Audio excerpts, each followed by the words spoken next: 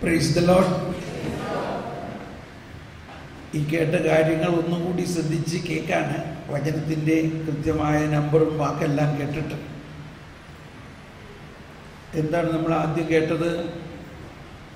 നമ്മുടെ അജണ്ടകളെല്ലാം മാറ്റും. ലൂക്കായുടെ സുവിശേഷത്തിൽ 9-ാം അധ്യായത്തിൽ 23-ാമത്തെ വചനമാണ്. അതെല്ലാവരും ഏറ്റുപറഞ്ഞ വചനം വായിക്കാം, കേൾക്കാം. ലൂക്കായുടെ സുവിശേഷം 9-ാം അധ്യായത്തിൽ 23-ാമത്തെ വചനം. അവൻ എല്ലാവരോടുമായി പറഞ്ഞു, ആരെങ്കിലും എന്നെ അനുഗമിക്കാൻ ആഗ്രഹിക്കുന്നെങ്കിൽ അവൻ തന്നെ തന്നെ പരിത്യജിച്ച് അനുദിനം തൻ്റെ കുരിശും എടുത്തുകൊണ്ട് എന്നെ അനുഗമിക്കട്ടെ. അതെല്ലാവരും ഏറ്റു പറയാമോ? ആരെങ്കിലും എന്നെ അനുഗമിക്കാൻ ആഗ്രഹിക്കുന്നുവെങ്കിൽ അവൻ തന്നെ തന്നെ പരിത്യജിച്ച് അനുദിനം തന്റെ കുരിശും എടുത്തുകൊണ്ട് എന്നെ അനുഗമിക്കട്ടെ. വന്നപ്പോ തന്നെ കുരിശിന്റെ കാര്യമാണ്. സാധാരണ ധ്യാനങ്ങളിലൊക്കെ 1-2 ദിവസം കഴിഞ്ഞിട്ടാണ്. കഴിഞ്ഞ ധ്യാനത്തിൽ അവസാനത്തെ ദിവസം. പക്ഷെ എന്താന്ന് പറഞ്ഞൂടെ, ഈ ധ്യാനത്തിൽ ഇന്ന് ആദ്യത്തെ ദിവസം തന്നെ കുരിശിന്റെ കാര്യം പറയണത്. തീർച്ചയായിട്ടും നിങ്ങളിൽ ഇവിടെ വന്നേക്കണവർ മിക്കവാറും ഒരുപാട് വലിയ കുരിശ് കൊണ്ടായിരിക്കും വന്നേക്കണത്. അതുകൊണ്ട് കർത്താവ് പറയാണ്, നിങ്ങൾ കുരിശ് തന്നവരുടെ പുറകെ പോകാതെ എങ്ങോട്ടേക്ക് വരണമെന്ന് പറയണത്? എന്നെ അനുഗമിക്കുക. കുരിശ് തന്നവരുടെ പുറകെ പോകാതെയോ നമ്മൾ ചെയ്ത കാര്യങ്ങൾ ന്യായീകരിക്കാതെയോ തന്നെ തന്നെ പരിത്യജിച്ച്.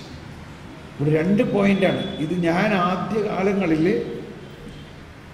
ഞാൻ വിചാരിച്ചിരുന്നത് ഇതെല്ലാം കന്യാസ്ത്രീമാർക്കും അച്ഛന്മാർക്കും ഉള്ളതാണ്. ലിലി ചേച്ചിക്ക് എന്തോ ഒരു വെൽക്കം അഡ്രസ്സൊക്കെ പറയാനായിട്ട് തോന്നി. അപ്പം അന്ന് ഞാൻ വിചാരിച്ചിരുന്നത് ഇത് കന്യാസ്ത്രീമാർക്കും അച്ഛന്മാർക്കൊക്കെ വേണ്ടി.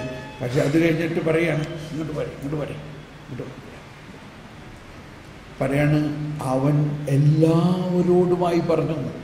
എന്താ പറഞ്ഞു എന്ന് പറഞ്ഞെല്ലാവരും? അവൻ എല്ലാവരോടുമായി. ഞാൻ പറഞ്ഞു, ചതിച്ചോ പുത്ര? ആരോടായി പറഞ്ഞു? അപ്പൊ നമ്മളോടുമായിട്ടാണോ? എന്നിട്ട് പറയണത്, എൻ്റെ ശിഷ്യനാകാൻ ആഗ്രഹിക്കുന്നവർ ഉണ്ടോ? നമ്മളാണെങ്കിൽ ശിഷ്യന്മാർ ആയിക്കഴിഞ്ഞു. പക്ഷെ നമ്മൾ ശിഷ്യന്മാരായിട്ടും നമുക്ക് ആ ശിഷ്യത്വത്തിൻ്റെ ഒരു വീര്യമില്ലാത്തത് എന്താ? നമ്മൾ ഈ പറയുന്ന പോയിന്റിൽ നിൽക്കുന്നില്ല. നമുക്ക് കിട്ടുന്ന കുരിശിനെ എല്ലാം വിട്ടുകളയാണ്, മറിച്ച് അതിനെ സ്വീകരിക്കണം. അതാണ് ഇന്ന് മുതൽ ഒരു പുതിയ ശക്തിയായിരിക്കും. ഈ 2-ാമത്തെ പോയിന്റ് നമ്മൾ കേട്ടു. റോമാക്കാർക്ക് ഇത് ലേഖനത്തിൽ 8-ാം അധ്യായത്തിൽ 26-ാമത്തെ വചനം. ഇതെല്ലാം നിങ്ങൾ കേട്ടിട്ടുള്ളതാണ്. റോമർ അധ്യായം 8 26-ാമത്തെ വചനം പറയുകയാണ്, നമ്മുടെ ബലഹീനതയിൽ ആത്മാവ് നമ്മെ സഹായിക്കുന്നു. ആത്മാവ് നമ്മെ സഹായിക്കുന്നു എന്ന് പറഞ്ഞ എല്ലാവരും, നമ്മുടെ ബലഹീനതയിൽ ആത്മാവ് നമ്മെ സഹായിക്കുന്നു. ആത്മാവ് നമ്മെ സഹായിക്കുന്നു. കണ്ടിന്യൂ. വേണ്ട വിധം പ്രാർത്ഥിക്കേണ്ടത് എങ്ങനെയെന്ന് നമുക്ക് അറിഞ്ഞുകൂടാ. ഇതൊന്ന് ശരിക്കും പറയാമോ?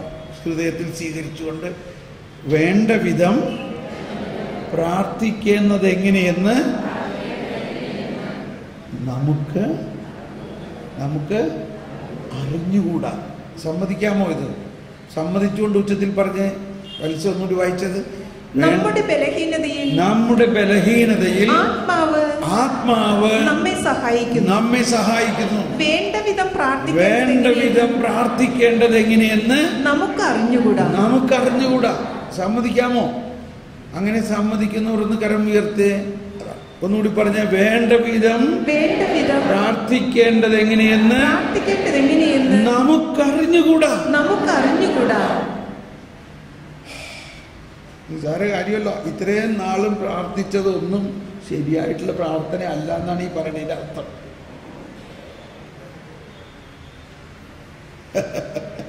ഇതൊരു വളർച്ചാധ്യാനമാണെന്ന് മനസ്സിലാക്കണം കേട്ടോ. വിഷമിക്കണ്ട. ആര് പ്രാർത്ഥിക്കണം? ആര് പ്രാർത്ഥിക്കുന്ന പറഞ്ഞിവിടെ? ആത്മാവ് തന്നെ. വായിച്ചോ. വേണ്ട വിധം പ്രാർത്ഥിക്കേണ്ടത് എങ്ങനെയെന്ന് നമുക്കറിഞ്ഞുകൂടാ.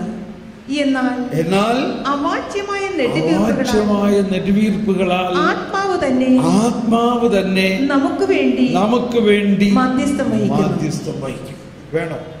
ആര് പ്രാർത്ഥിക്കണ ഇപ്പൊ നല്ലത്? നമ്മൾ പ്രാർത്ഥിക്കുന്നതാണോ നല്ലത്? പരിശുദ്ധാത്മാവ് പ്രാർത്ഥിക്കണതാണോ നല്ലത്?